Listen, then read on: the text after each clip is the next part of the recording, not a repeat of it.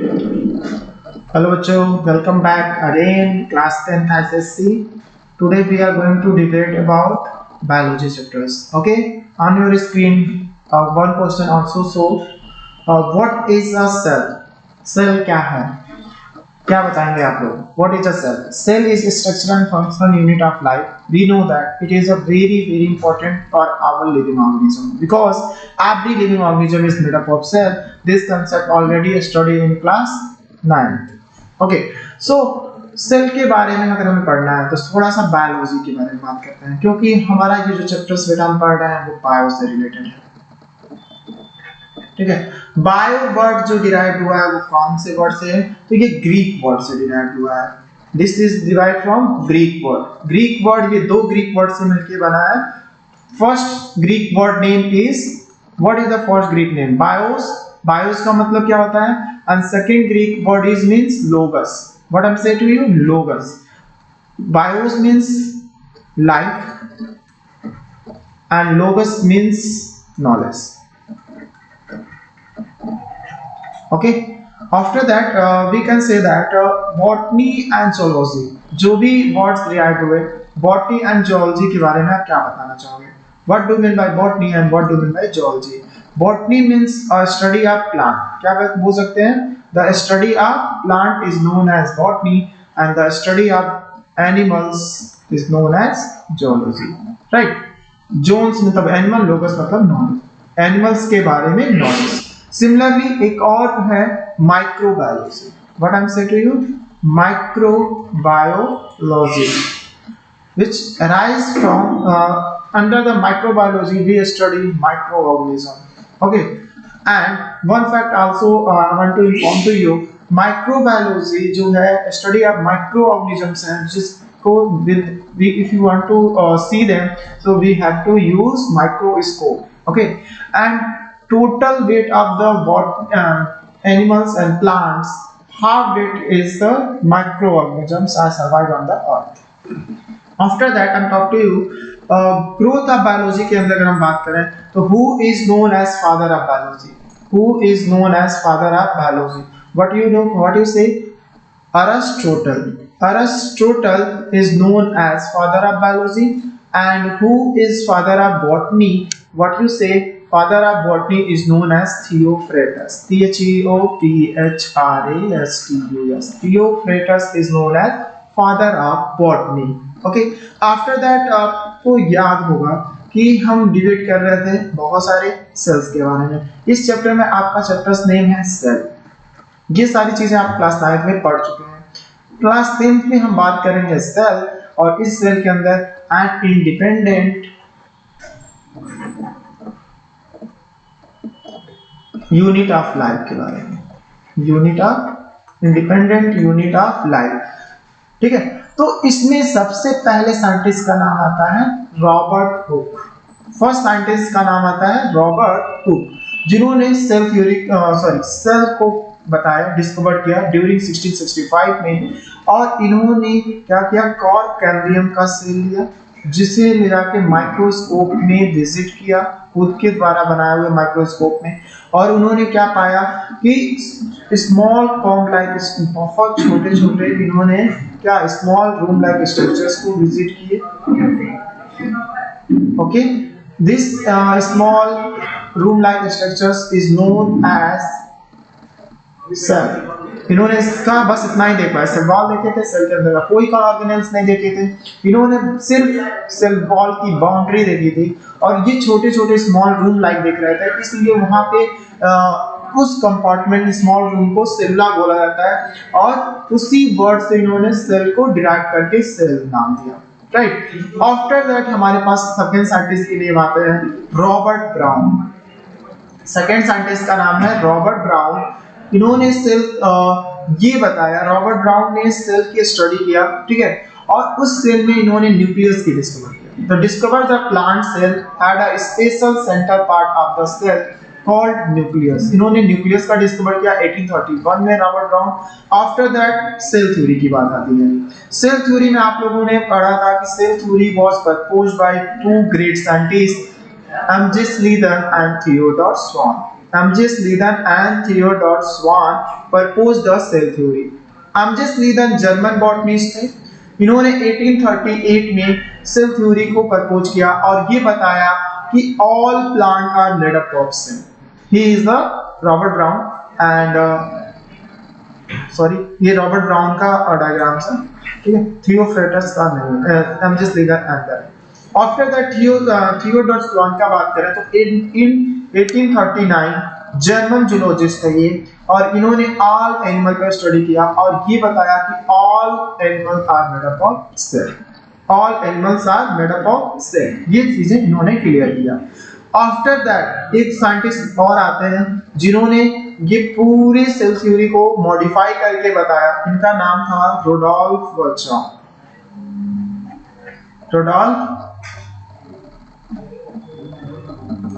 Rudolf वर्चा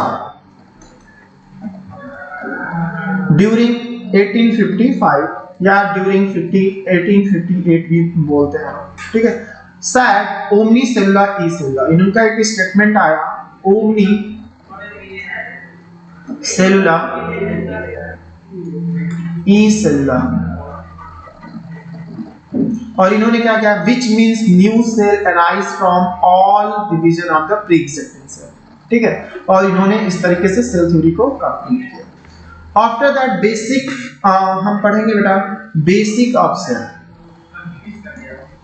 basic of cells के बारे में बात करेंगे। बेसिक ऑफ सेल में आपको रिमेंबर होगा प्लांट सेल का स्ट्रक्चर से याद हो तो मैं प्लांट सेल का स्ट्रक्चर आपको शो करने की कोशिश कर रहा हूँ। आपकी स्क्रीन पे आ गया है, आप देख सकते हो कि जो plant cell, this is the structure of plant cell and this is the structure of animal cell. Plant cell और एनिमल सेल में अभी हम डिफरेंशिएट कर लेते हैं, बट जो ये सेंटर्स दिख रहा है this center is known as this center is known as boundary wall of the nucleus। ये boundary wall of the nucleus है जो डबल लेयर से बाउंडेड होता है, इसलिए न्यूक्लियर मेम्ब्रेन के नाम से जानते हैं, inner membrane and outer membrane. और न्यूक्लियस के अंदर जो भी लिक्विड्स पाए जाते हैं जिन्हें हम न्यूक्लियोप्लाज्म बोलते हैं, right, it is known as nucleoplasm. After that ये पूरा पार्ट क्या हो गया, इसमें न्यूक्लियोलस भी मिलता है। ये न्यूक्लियोलस एक भी हो सकता है और एक से ज्यादा भी हो सकता है जो राइबोसोम का फॉर्मेशन करता है। और न्यूक्लियस के बाउंड्री वॉल में जो न्यूक्लियर मेम्ब्रेन है जिसको कैरियोथिका बोलते हैं, उसमें बहुत सारे ओपनिंग पोर्स होते हैं, उन ओपनिंग पोर को न्यूक्लियर पोर बोलते हैं। ये सभी देखो nuclear membrane, nucleoplasm, nucleolus and nuclear pore is known as nucleus. After that in the cell you will be find ribosome। अब क्या मिलेगा आपको, राइबोसोम, एंडोप्लाज्मिक रेटिकुलम भी मिलेगा। Ribosome is known as food protein factory. Endoplasmic reticulum जो nucleus से attach होता है, इसमें rough endoplasmic reticulum and smooth endoplasmic reticulum, दो टाइप के ईआर देखने को आपको मिलेंगे। गोल्जी कॉम्प्लेक्स भी मिलेगा, this is a Golgi complex जिसे ट्रैफिक फ्लूइड्स के नाम से जानते हैं। वैक्यूल्स मिलते हैं प्लांट सेल में, कंडक्टाइल लार्ज वैक्यूल जो वाटर को क्या करता है, स्टोर करता है, एक्सेस फूड मटेरियल को स्टोर करता है, ठीक है। सेल वॉल्स मिलेंगे इसमें जो डेड होता है, ठीक है, सेलुलोज का बना होता है। फिर माइटोकॉन्ड्रिया इसमें भी पाए जाते हैं, एनिमल सेल में पाए जाते हैं। क्लोरोप्लास्ट फोटोसिंथेसिस में करता है और सेल के अंदर जो लिक्विड मिलेगा उसे साइटोप्लाज्म बोलेंगे।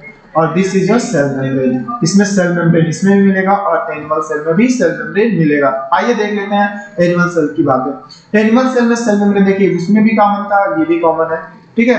जो कॉमन होते हैं उन्हें हम रेड से कर लेते हैं, बाकी जो होगा सेंट्रोसोम ये आपको सिर्फ प्लांट्स सिर्फ एनिमल सेल में मिलेगा, प्लांट में नहीं मिलने वाला है, राइट। आफ्टर दैट अगर हम बात करें साइटोप्लाज्म तो दोनों में मिलने वाला है, न्यूक्लियर मेम्ब्रेन दोनों में मिलने वाला है, न्यूक्लियर पोर दोनों में पाए जाते हैं, न्यूक्लियोलस आल्सो बोथ में पाए जाएंगे, ठीक है। न्यूक्लियोलस क्या करता है, राइबोसोम का फॉर्मेशन करता है, न्यूक्लियोप्लाज्म दोनों में पाए जाने वाला है, ठीक है। गोल्जी अपेर्चस इसमें मिलते हैं, उसमें गोल्जी बॉडी बोलते हैं।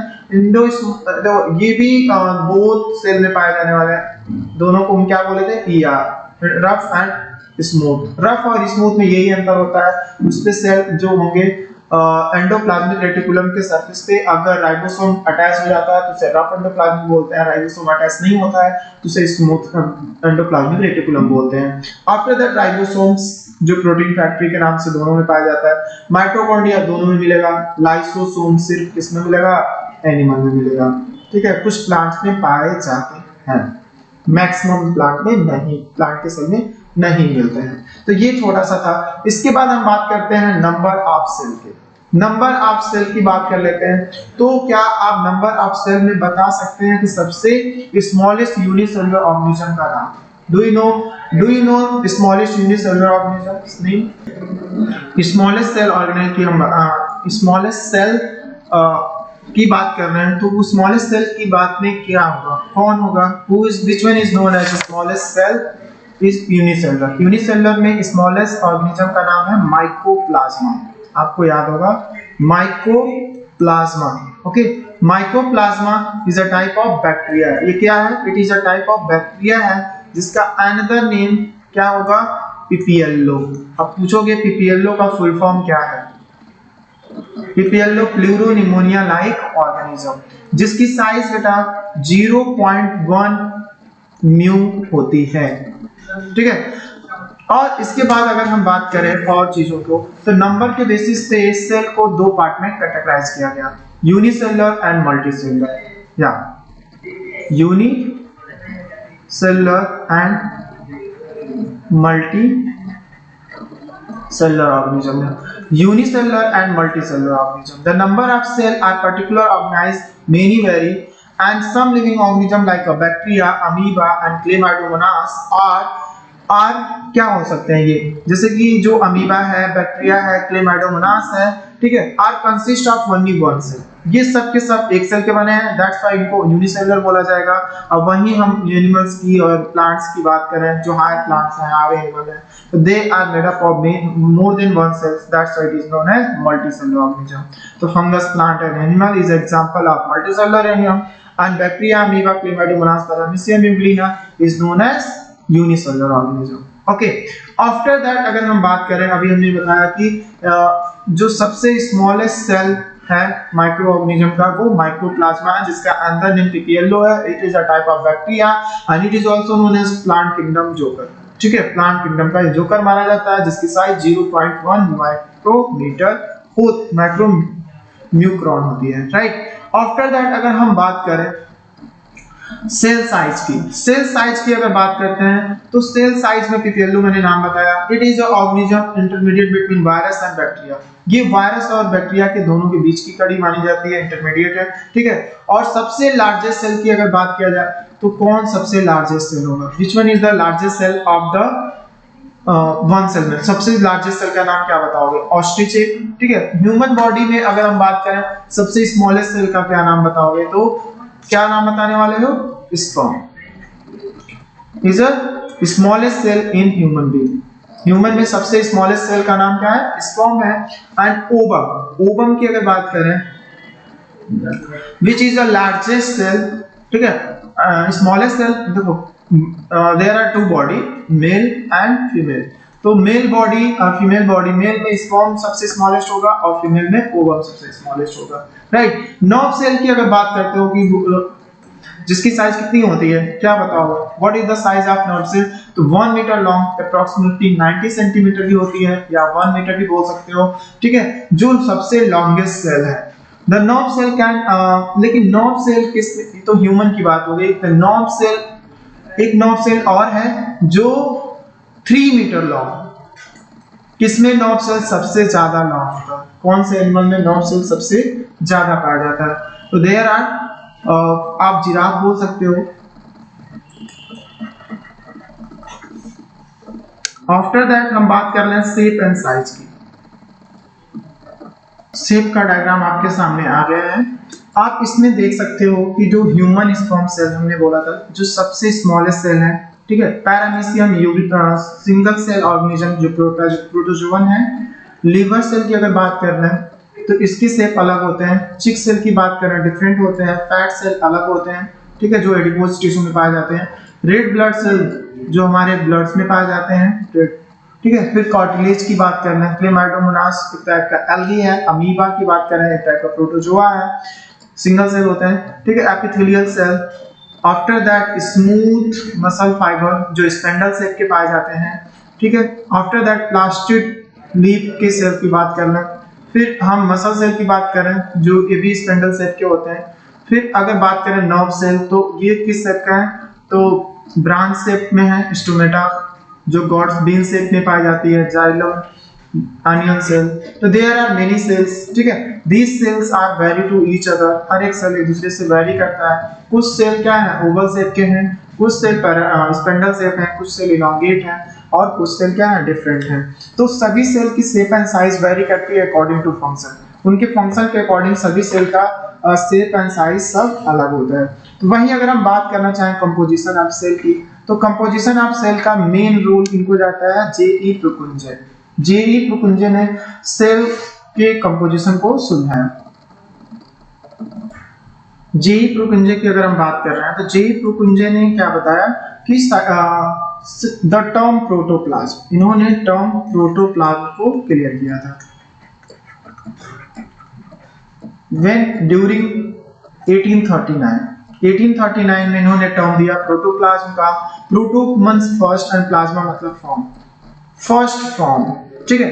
Describe the living fluid substance is present in the cell. इन्होंने ही बताया कि जो सेल कहाँ है, जो लिक्विड सब्सटेंस सेल के अंदर मिल रहा है, this liquid substance is known as protoplasm. और प्रोटोप्लाज्म लाइफ गिविंग सब्सटेंस माना जाता है। It is present in the cell, जो क्या है, it is a life giving liquid या फ्लूइड। ओके, केमिकली अगर केमिकल की बात करें, प्रोटोप्लाज्म की केमिकल का कंपोजिशन की बात करें, तो ये ऑर्गेनिक और इनऑर्गेनिक मॉलिक्यूल से मिलकर बने हैं, जिसमें वाटर की संख्या 75% होती है, अबाउट 10 to 15% जो होगी वो कार्बोहाइड्रेट होगी, ठीक है। आफ्टर दैट अगर हम बात करें 2 to 10% प्रोटीन होते हैं। आफ्टर दैट 1 to 10% फैट पाए जाते हैं इनमें, एंड अबाउट 1% जो होगा वो क्या मिलेगा, मिनरल्स मिलेंगे, right. Nucleic acid also present. तो रिलेशनशिप बिटवीन ये चीजें क्या है, कंपोजिशन ऑफ सेल की हो गई। और सेल में मेनली आप देख पाओगे कि क्या क्या मेन कंपोनेंट है सेल के। तो आप किसी भी सेल को उठा लो, प्लांट सेल उठा लो या एनिमल सेल उठा लो, तो उसमें आपको मेन कंपोजिशन मिलेगा cell membrane. First is cell membrane and second is protoplasm, यानी प्रोटोप्लाज्म में सब आ जाएंगे जितने भी सेल ऑर्गेनेल्स हैं, एंड थर्ड इज न्यूक्लियस। तो न्यूक्लियस 3 कंपोनेंट वेरी इंपॉर्टेंट है सेल के। First is a cell membrane, second is a protoplasm and third is a nucleus. और रिलेशनशिप बिटवीन अगर हम बात करते हैं स्ट्रक्चर एंड फंक्शन की, तो रिलेशनशिप में बहुत ही वेरी करते हैं एक दूसरे से। They are differ to each other, और दोनों तीनों का अपना अपना इंपॉर्टेंस रोल है, क्योंकि सेल मेम्ब्रेन, जो सेल मेम्ब्रेन है वो प्रोटेक्शन का काम करता है, सेल को सेफ और स्पेस प्रोवाइड करता है। आफ्टर दैट प्रोटोप्लाज्म, जैसा कि आपने बोला कि it is a living fluid substance, जिसके वजह से सभी के सभी सेल ऑर्गेनेल लिविंग होते हैं। अगर उसको हटा दिया जाए तो सभी सेल ऑर्गेनेल्स डेड हो जाएंगे, सेल भी डाई कर जाएगी, क्योंकि वो मीडिएटर का काम करता है, ट्रांसपोर्टेशन में हेल्प करता है वेस्ट मटेरियल और यूजफुल मटेरियल को। आफ्टर दैट न्यूक्लियस की बात करें तो न्यूक्लियस क्या है, headquarter of the cell, which is known as headquarter because it carry main role play the cell, it control all function of the cell. मतलब metabolism की जितने भी मेटाबॉलिज्म के रिएक्शंस होते हैं इसके द्वारा कंट्रोल की जाती है, और इवन ये कैरी भी करता है genetic material from one generation to another generation. और एक सेल से न्यू सेल में डिराइव होने के लिए भी न्यूक्लियस का इंपॉर्टेंस होता है, राइट। तो दैट्स व्हाई ये 3 कंपोनेंट्स बहुत ही इंपॉर्टेंट। ओके बच्चों, हम नेक्स्ट वीडियो लेक्चर्स में बहुत सारे सेल ऑर्गेनेल्स के सारे फंक्शन को पढ़ेंगे। कि सेल वॉल, जैसे कि एग्जांपल्स के तौर पर आपको हम बता देते हैं कि सेल वॉल क्या है, outer most covering of the plant में पाए जाते हैं, और ये क्या करते हैं, मतलब हार्डेस्ट क्यों है, रिजिडिटी क्यों में मिलती है, फ्रीली परमेबल क्यों बोलते हैं, और इसका कंपोजिशन जो होता है, बनावट मतलब किस चीज की मिलके बने हैं, तो सेलुलोज के मिलके बने हैं। सेल मेम्ब्रेन की हम बात करेंगे डीपली में। फिर साइटोप्लाज्म की बात कर लेंगे, माइटोकॉन्ड्रिया जिसे powerhouse of the cell बोलते हैं, एंडोप्लाज्मिक रेटिकुलम, ठीक है, जिसे हम ट्राइफोपुलिस के नाम से जानते हैं, क्या सपोर्ट करता है, क्या ट्रांसपोर्ट करता है, ठीक है। आफ्टर दैट गोल्जी अपर्चर्स के बारे में भी बात करेंगे, देन राइबोसोम के बारे में बात करेंगे, इसे प्रोटीन सिंथेसिस करता है, मेन काम इसका यही है, क्योंकि स्फेरिकल बॉडी होता है, इनमें एसोसिएटेड होते हैं। लाइसोसोम की बात कर लेंगे, प्लास्टिक की बात कर लेंगे, न्यूक्लियस के बारे में थोड़ा डीपली जान जाएंगे, न्यूक्लियोलस के बारे में भी समझ लेंगे, सेंट्रोसोम, वैक्यूल्स, ग्रेन्यूल्स, और कुछ हमारे क्वेश्चंस होंगे। और मेन काम है डिफरेंस बिटवीन प्लांट्स और एनिमल्स है। तो इस टॉपिक को हम अगले वीडियो लेक्चर में आपको डीपली इसे समझा के इस चैप्टर को हम फिनिश कर पाएंगे। Okay bye, take care.